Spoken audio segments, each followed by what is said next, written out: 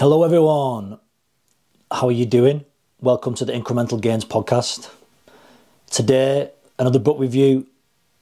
Pretty exciting one this time. I'm pretty excited to talk to you about this book because it's a new book, a new subject, and something that I probably wouldn't have ever approached reading before. So I'm really looking forward to telling you about this book. The book is Prisoners of Geography by Tim Marshall. Basically, I need to read, put this book out. I listened to the podcast and I was like, that sounds really interesting. Ed Cunningham, thank you for recommending this book. I used to be into geography at school and it was all stalagmites, stalactites, drawing topography, so like doing graphs and taking the access lines off ordnance survey maps and drawing the topography. You know what I mean? Pretty boring shit, really. But this book made geography really interesting to me. Geopolitics. It's funny how a book can turn up at the right time.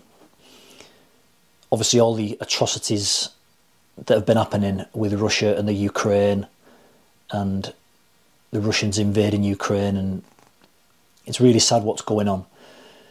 Didn't really understand, because I don't watch a lot of news, didn't really understand the history involved in that part of the world, and why Russia is hell-bent on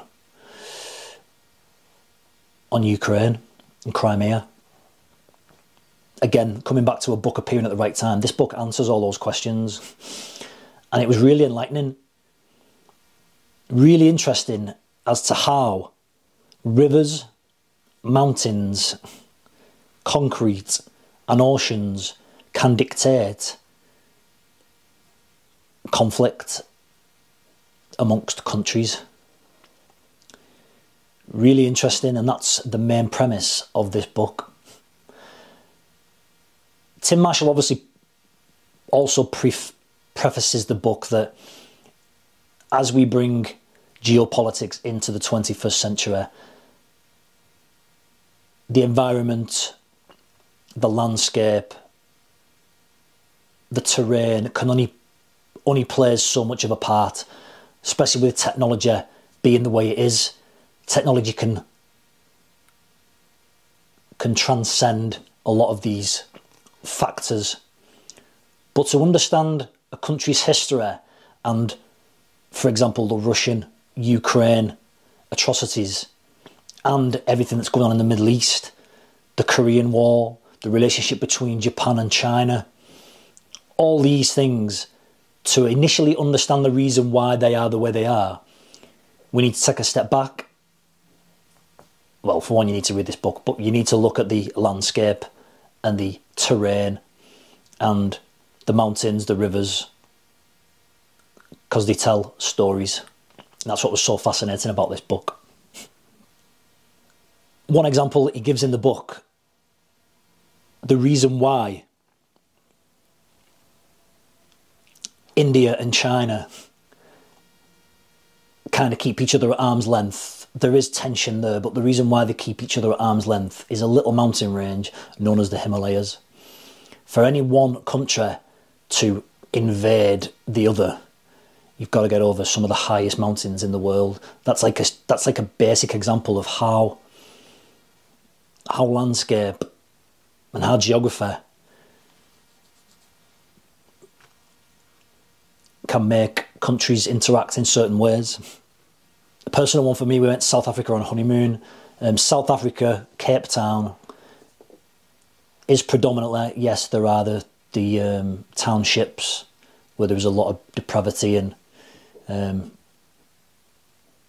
tourists aren't obviously allowed to go there.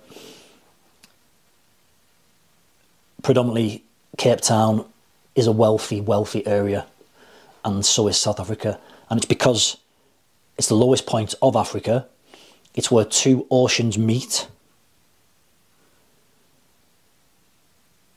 The Pacific Ocean and the Indian Ocean. So it's got access to world trade on the oceans. Compare that to somewhere like Namibia, a bit higher up in the middle of Africa, with no trade routes, no ports. You see what I mean? Geography can affect politics and relationships between countries. Fascinating book. Honestly, I read through this book, probably about 2 or 3 weeks. I read through this book every evening, picking it up. And if my dad would have recommended this book and said, "Yeah, son, listen, have a read of this, it's about geopolitics," I'd have been like, what the fucking hell are you on about, you? But I'm a big fan of embracing and learning something new, and that's why I was excited, and I couldn't wait to consume this book. I read the first chapter, which is about Russia, and I was hooked. I was hooked. So Tim goes into detail on the way the book's structured is 10 chapters on 10 maps of the world, and discusses why they are the way they are, why they're at war with people who they're at war with, why there's conflict, why there may not be conflict, who they're in alliance with. And it's fascinating. To say it's eye-opening is an understatement, especially if you're someone like me who enjoys learning new subjects, but politics, you really kind of stay away from politics and that, and world news, but this is certainly an interesting book. So the most interesting chapters were Pakistan and its relationship with Afghanistan. By the way, interesting fact, what I learned, I keep hearing, when you listen to a few Joe Rogan episodes, especially with, shit, I can't think of his name now. On a few Joe Rogan episodes, there's been a few people, whether it be, I can't remember the names, they've mentioned the area Mesopotamia, and I always heard this phrase Mesopotamia and thought, where's that? That must be some oldie world, almost like Atlantis type mythical place. Well, it's actually, from reading this book, I've learnt, so one thing I've learnt, yeah, it's what Iraq and Syria used to be called, Mesopotamia. Graham Hancock, that's what I was thinking of. So when Joe Rogan has Graham Hancock on and they're talking about all these lost civilizations, when they refer to Mesopotamia, it means the area where Iraq and Syria are. There you go, taught you something new. So the most interesting chapters were Pakistan and its relationship with Afghanistan, and the false borders that the British created when they colonised it. That affects the politics in the country, because literally they just drew a line and said on a map, from there to there is now Afghanistan, and that half of it is Pakistan, whereas the tribes that live in them areas, they don't live by any fucking lines and borders, fake borders. And because the land is pretty much flat where the border is, they don't see any distinction. The locals, the natives, don't see any distinction of which side of the border they're on. So that's why there's a massive... It'd be hard for someone to have Iraq as an ally without having Afghanistan there as well, if that makes sense. Do you know what I mean? Obviously, I'm no geopolitician. That's summarising very basically what he's talking about in the book, I think.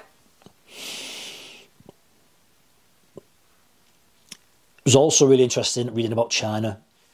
I don't know much about China, but it was really interesting reading Tim Marshall's take on how China will never be a superpower until it has a blue water navy. It has a green water navy, which basically stays quite local in the ports and the harbours, in the green waters, the shallow waters, but it will never be a global power until it gets a blue water navy, which can traverse the many massive oceans of the world. for example, like America. However, this book was written around 2015. We're now 2022. And this has started to happen. China has actually started to build a blue water navy, which could be quite scary. So again, I know it's kind of a sensitive issue, what's going on with Russia and Ukraine.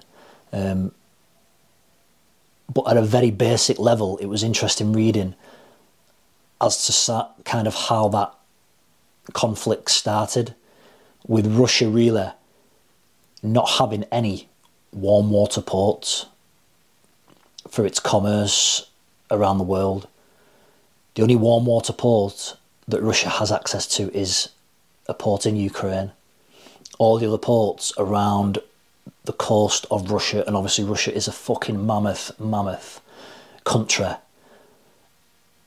continent, whatever you want to call it. The other ports are frozen for 4, 5, 6 months of the year, which really affects trade with other countries. So the only access is a warm water port in Ukraine.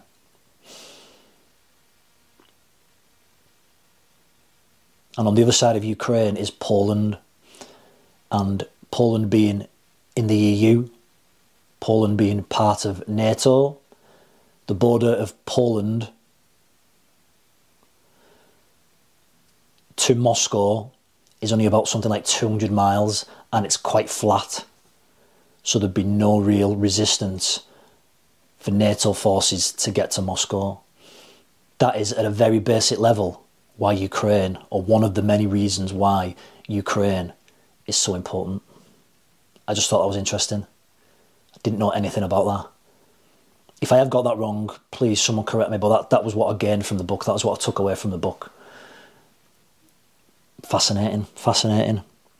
So like, it does make you look at how geography dictates policy in countries with sanctions and dictates war. As a result of reading this book, I bought the second one, which I'm currently reading at the moment, which goes into greater detail on 10 more maps of the world. And I've also, it's been on the radar for a while, Guns, Germs and Steel by Jared Diamond. I'm sure I've got that right. Jared Diamond, Guns, Germs and Steel. I've bought that and I'm going to read it. We go on holiday in a few weeks. That is my holiday read. And I'm looking forward to reading that again. Who'd have thought geopolitics could be so interesting? Maybe it's the age that I am at. Who knows? Maybe I'm just turning into a boring, yeah, you know what. But yeah, fascinating. I love being introduced to new topics and new subjects and learning something new. I love the idea and the concept of being a white belt at something.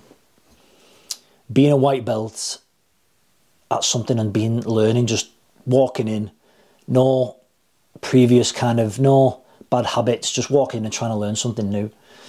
And geopolitics, that's where it started. Prisoners of Geography. I recommend you get on it.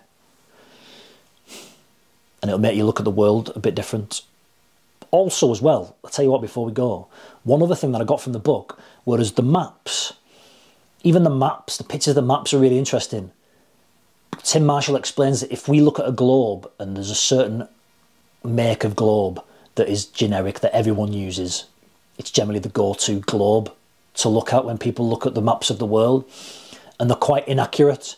It makes some countries look smaller than they actually are, and other countries look bigger than they actually are, and the oceans are smaller, and etc, etc. The maps in the book actually give a good kind of representation as to the scale of some of the countries. Like the way he describes Africa, I'll let you read the book, is unbelievable how big Africa actually is. Fucking massive. Like it can contain Europe, parts of America. It's unbelievably big. So to see the world in that way and understand where countries are in relation to other countries is fascinating. Like even like down to holiday destinations where you've been, where that is in relation to countries that are quite hostile with each other, but maybe protected by a mountain range, or maybe aren't in conflict because of a river, where they both have to have mutual respect for each other because of trade. Hey, get this book. Let me know how you get on. I guarantee you'll enjoy it. Take care, and we'll see you next time.